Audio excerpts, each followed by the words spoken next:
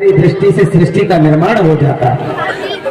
एक बार क्या हुआ कि एकनाथ जी महाराज हमारे जैसे कथा कर रहे थे और कथा कहते कहते एकनाथ जी ने कहा कि जब हनुमान जी महाराज लंका में पहुंचे और जानकी का दर्शन किया तो वहां पर हनुमान जी को सरोवर दिखाई दिया और उस सरोवर का जो जल था वो निर्मल श्वेत जल था और उस जल में, उस सरोवर में, उस तालाब में श्वेत कमल खिल रहे थे। जब ऐसा जब एकनाथ जी ने सुना तो कहते हैं हनुमान जी हर कथा में कहीं ना कहीं विराजमान रहते हैं। संसार की कोई ऐसी कथा नहीं होती जहां मेरा हनुमंत लाल विराजमान नहीं रहता। कहीं ना कहीं किसी न किसी जगह तो बैठ करके भगवान की कथा सुनते हैं। एकनाथ जी महाराज ने जैसे ही कहा कि उस लंका में जैसे ही हनुमान जी गए, वहां जो सरोवर देखा, सरोवर में श्वेत पुष्पों को देख करके हनुमान जी पहुंचे हैं लंका में। लेकिन जैसे ही कहा कि श्वेत पुष्प थे, हनुमान जी से रहा नहीं गया और हनुमान जी उस व्यास आसन पर प्रकट हो गए। बोलिए हनुमंत लाल की। और हनुमान जी ने कहा एकनाथ क्यों झूठ बोल रहे हो, वहां सफेद पुष्प नहीं थे। एकनाथ ठीक से पढ़ो और ठीक से बोलो। एकनाथ जी ने कहा कि मैंने तो यही पढ़ा है, यही देखा है कि वहां पर सफेद पुष्प लगे हुए हैं, सफेद कमल खिले हुए हैं। हनुमान ने कहा ये बताओ एकनाथ, लंका तुम गए थे कि मैं गया था? बोले हनुमान जी लंका तो आप ही गए थे। तो सही कौन जानता है? मैं जानता हूं कि तुम जानते हो। एकनाथ जी ने कहा प्रभु आप ही जानते होंगे क्योंकि मैं तो गया नहीं। आप गए थे तो मेरी बात सही है एकनाथ की, तुम्हारी बात सही है? एकनाथ जी ने कहा प्रभु मेरी बात सही है, वहां सफेद कमल पुष्प लगे हुए थे, खिले हुए थे। हनुमान ने कहा फिर तुमने झूठ कहा। लंका मैं गया था और मैंने देखा कि उस लंका के सरोवर में सफेद नहीं, सारे कमल पुष्प लाल ही लाल लगे हुए थे। लाल पुष्पों को देखा मैंने। एकनाथ कहते नहीं हनुमान जी वहां सफेद पुष्प दिखाई दे रहे हैं मुझे।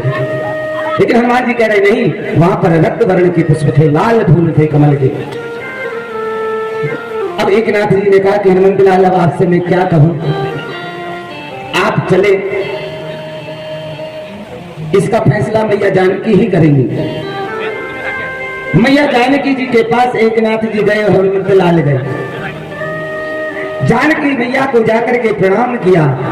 अब प्रणाम करके हनुमान जी ने पूछा मैया ये एकनाथ कथा कह रहे थे और कथा में इन्होंने कहा कि लंका में सफेद सरोवर में सफेद कमल पुष्प खिले हुए हैं। तो मैया मैंने एकनाथ से कहा कि लंका मैं गया था, मैंने देखा कि वो सरोवर रक्त जल से भरा पड़ा हुआ था और उस रक्त वर्ण के सरोवर में रक्त पुष्प खिले हुए थे। मैया आप तो वहां पर रही हो सकता है मेरे देखने में गलती हो गई हो। अब आप ही एकनाथ को बताएं कि वहां सफेद पुष्प थे कमल के कि लाल कमल खिले हुए थे। मैया जानकी ने कहा कि हनुमान ना तो वहां सफेद कमल पुष्प खिले हुए थे और ना ही वहां लाल कमल पुष्प खिले हुए थे। तो मैया वहां कौन से पुष्प खिले हुए थे? मैया जानकी कहती है कि हे एकनाथ ना वहां सफेद थे और हे हनुमान ना वहां लाल कमल पुष्प थे। वहां जो पुष्प और सरोवर था, सरोवर पूरा नील वर्ण का था और उस नील वर्ण में नीले नीले कमल पुष्प खिले हुए थे। नील वर्ण के पुष्प खिले थे। अब और विचित्र घटना हो गई। एकनाथ जी सफेद पर अटके हैं, श्वेत पर। हनुमान जी मान नहीं रहे कि नहीं मैया वहां लाल पुष्प थे। और मैया जानकी कहती है मैं तो वहीं पर रही हूँ, मैं जानती हूँ कि तुम जानते हो वहां नील वर्ण के कमल पुष्प खिले हुए थे। तीनों अपना अपना मत विचार दे रहे थे। तब हनुमान जी ने कहा कि भगवान श्री रामचंद्र जी अंतर्यामी है, वही इसका निर्णय करेंगे। राम जी के पास तीनों पहुंचे, हनुमान जी, एकनाथ जी और मैया जानकी। श्री राम जी बैठे थे आसन पर। हनुमान जी ने जाकर प्रणाम किया। राम जी ने पूछा हनुमान कैसे आए? और जानकी क्या बात है? एकनाथ क्या हो गया? एकनाथ जी ने कहा प्रभु बड़ी समस्या हो गई। बोले आप जैसे संत के सामने समस्या? बोले हाँ प्रभु। हनुमान जी से कहा कि हनुमान जी आप बताओ आपको क्या हुआ। हनुमान जी कहने लगे प्रभु बड़ा धर्म संकट उपस्थित हो गया। राम जी ने कहा तुम्हारे सामने संकट, अरे हनुमान तुम साधारण नहीं हो, अरे तुम्हारे सामने संकट कैसे आ सकता है, तुम स्वयं संकट मोचन हनुमान हो, तुम्हें कौन सा संकट आ गया।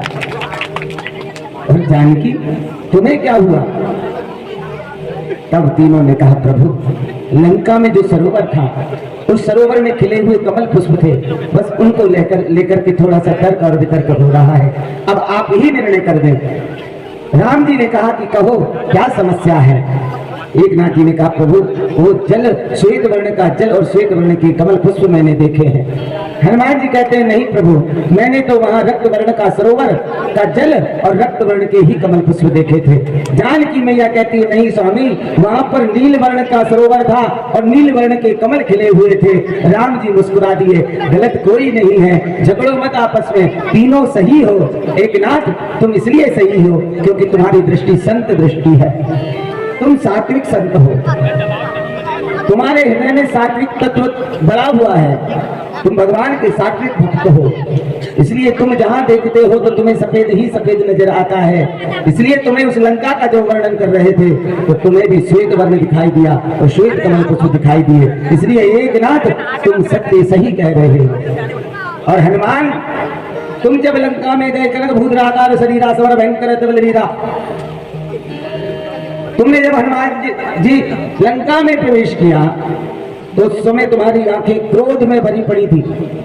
तुमने जामवंत से कहा था कि जामवंत उचित शिखावन दी जाऊं मोई, क्या लंका को मसल करके मैं समुद्र में फेंक दूं, रावण को मार करके उसे नष्ट कर दूं, क्या करूं बताओ जामवंत। तो तुम्हारी नेत्रों में क्रोध था और क्रोध के कारण तुम्हारी आंखें लाल लाल हो रही थी और हनुमान तुम जहां दिख रहे थे वहां पर तुम्हें लाल लाल दिखाई दे रहा था। लंका में तुम पहुंचे तो सरोवर का जल तुम्हें लाल दिखाई दिया और सरोवर की पुष्प तुम्हें लाल दिखाई दी।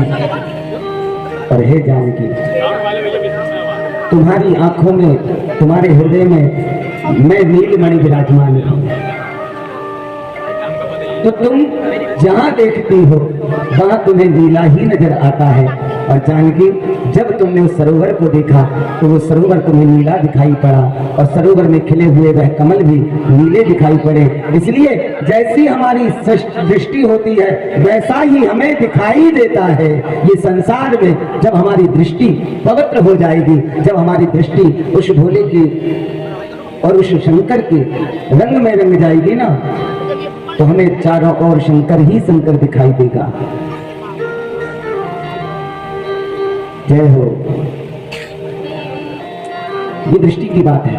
नारद जी से कहा कि नारद तुम दर्शन करो, पृथ्वी पर जितने शिवलिंग हैं अनंत कोटि शिवलिंग इस पृथ्वी पर विराजमान है और 12 ज्योतिर्लिंग विराजमान है और सारे लिंगों की शिवलिंगों की अनंत महिमा है। और भगवान राम ने इतना सुंदर उपदेश दिया है, भगवान विष्णु ने जपहु जाई शंकर सतनामा, जपहु जाई शंकर सतनामा, जपहु जाई शंकर सतनामा, जपहु जाई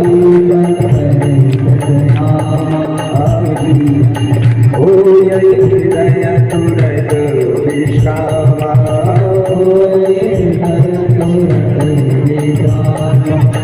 जपहु जाई शंकर सतनामा, जपहु जाई शंकर सतनामा, जपहु जाई शंकर सतनामा, जपहु जाई शंकर सतनामा, होय हृदय तुरत विश्रामा, होय हृदय तुरत विश्रामा, होय हृदय तुरत विश्रामा, होय हृदय तुरत विश्रामा।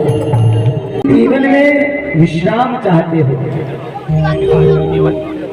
आराम की अगर तलब है तो बस एक काम कर, आराम की अगर तलब है तो बस एक काम कर, आराम की शरण में और राम राम कर, आराम की शरण में और राम राम कर। संसार में तुम्हें कहीं आराम मिलने वाला नहीं। तो जीवन में कौन सुख चाहता है, कौन विश्राम चाहता है? जरा हाथ उठा करके बताओ, कौन चाहता है कि हमारे जीवन में सुख मिले, हमारे जीवन में आराम मिले, हमारे जीवन में विश्राम मिले? कौन कौन चाहता है बताओ जरा। 2 4 10 15 20 25, बाकी सब चाहते हैं कि खूब परेशान है। यदि सब चाहते हैं तो एक बार महादेव का नाम लेकर के जय घोष करो, नमः पार्वती पते हर हर। तो आज से ही भगवान शिव के मंत्र का जाप शुरू कर दो। ओम नमः शिवाय कहो या शिवाय नमस्तुभ्यम कहो। आपके जीवन में यदि विश्राम ना आ जाए, यदि आपके जीवन में आनंद ना छा जाए, तो कह देना कि राधिकेश तुमने गलत कह करके गए थे उमरहर में। मंत्र का अर्थ क्या है? मनना त्रायते इति मंत्रः। जो मन को संसार की वृत्ति से मोड़ करके परमात्मा की ओर हमें अग्रसित करता है, उसे हम मंत्र कहते हैं। तो महाराज और भगवान श्री हरि कहते हैं कि हे देव ऋषि नारद सुनो, संसार में यदि मुझे कुछ प्रिय है, भगवान श्री विष्णु को तुलसी से बढ़कर के कोई प्रिय नहीं है। विष्णु कहते हैं कि मेरी पूजा बिना तुलसी के संपूर्ण नहीं होती, लेकिन नारद से कहते हैं कि उस तुलसी में से भी बढ़कर के मुझे यदि कोई प्रिय है, लक्ष्मी से भी बढ़कर के कोई मुझे प्रिय है, तो वो कोई और नहीं है। यदि सबसे बढ़कर मुझे प्रिय है तो वो मेरे भोलेनाथ हैं, जो मुझे हृदय से भी अधिक प्रिय है। शिव के समान मुझे कोई प्रिय नहीं लगता।